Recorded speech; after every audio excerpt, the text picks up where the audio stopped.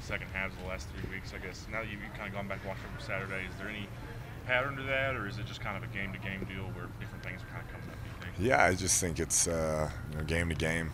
Each of those games squandered some opportunities that we got to take advantage of and got to do a better job in the second half. There's no other answer to it. I don't think it's some sort of problem. It's just we got to figure out how to execute and finish drives in the second half of ball games.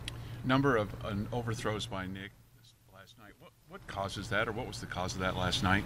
Yeah, I felt like he was in a good rhythm early, and then I think just trying too hard at times, trying to put too much on it, not just doing what he does. And as a quarterback, you got to keep it together, stay composed, stay in the rhythm the entire game, and that's what kind of separates the great ones from the good ones, and that's what we're working on. Because there was separation a number of times where he just lays it in there. You've got some big chunk plays. Yeah, I think we had a chance at some shots, and he made some great throws early. But he can do that consistently. I see it in practice consistently. So I'd love to see that last throughout the entire game. With as well as Oklahoma ran the ball, do you think that was more had to do with just the talent of their offensive line and how good that group is, or just having to be more balanced with what you're trying to do because of how many deep shots they take? Yeah, I think a little of both. I mean, they have a great offensive line, one of the best I've ever seen. When you're talking about just sheer talent, and when they get up, it's hard to stop those guys. They do a good job schematically in the run game of scheming you up, and then they're very good and they have good backs, and just kind of pick your poison, because if you want to go single high and do some of that, then you got your one-on-one outside. But I got to give them a lot of credit. I felt like that was a great group, and they had a good plan and executed it well. Coach, these last 2 or 3 weeks, there have been quite a few coaches' decision not to play this guy and that guy and so forth.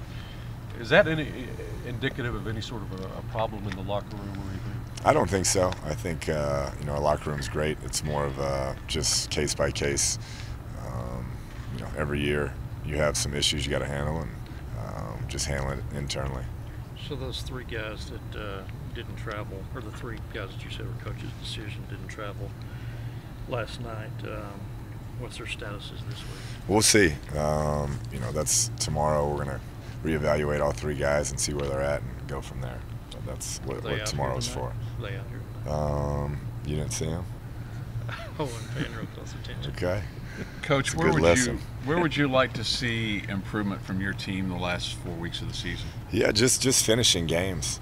That's something we struggle with all year, and we've had moments where we look like a really good team and then fall off when there's some crucial moments and some crucial plays that need to be made. So that's my biggest deal is when we're playing together well, we have a really good football team, but we haven't put together many complete games yet.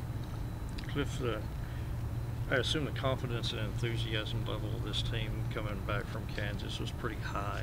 Where is it now comparatively? Yeah, I think it's still high. I think, like I said, they understand what we can be. We just haven't done it. We've done it in spurts and not complete games, and we got to find a way to do that. But I think they understand how good they can be, and I haven't seen anybody show anything other than that. Why is that, do you think? I'm not sure. Some teams find a way to finish at the ends and have guys that step up and close it out, and sometimes it's a process that you have to learn, and so we got a third of the season to figure it out. And hopefully those guys have learned from their mistakes, and we've learned as a team how to finish games. With Sean getting that targeting penalty, how will you guys kind of handle safety rotation going into the game this weekend? Yeah, we have a couple guys that we'll try and rotate through.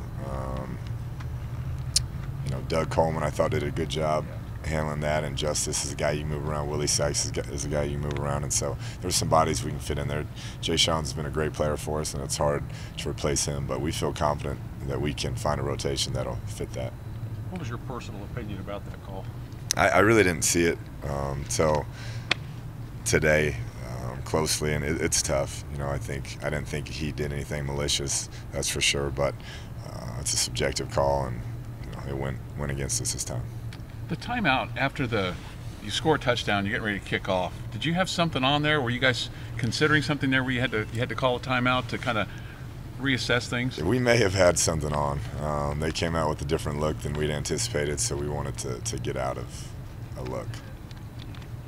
With Trey's first start, how'd you think he did with as many carries as he got? Yeah, he runs really tough. He loves to play. He's competitive. That's some big-time defensive players he was going against, and I felt like he handled himself well. It's a tough environment for your first start, but just really proud of how far he's come, and hopefully we can get Justin back this week, and that's been a really good 1-2 punch. Cliff, being in your 5th year, obviously needing to break through, and now with this 3-game losing streak, how's this affecting you? How are you handling the pressure? I'm good. Like I said, we're 4-4, and I like this team. I like where we're at, and we need to play better down the stretch. We understand that, but you know, nothing's changed as far as when it comes to me. Do you feel like you're coaching for your job over the next month? I always feel like that. So I mean, nothing's really changed. I think every coach in America feels like that this time of year. 2 more. Cliff, talking about the safeties and nickel, Justice, we've obviously talked about him quite a bit the last month or so, but for him to make some of the plays that he made last night in one of the biggest venues in the Big 12, is that another indication that he's a guy that when the lights come on, he's just kind of a football player? Yeah, I mean, he takes a lot of pride in that gamer label. You know, he shows up when the lights are on, and he did once again. He's been all over the place in big moments, and he's still, you know, a young player and has a long way to go, but we like what we see, and hopefully he keeps progressing.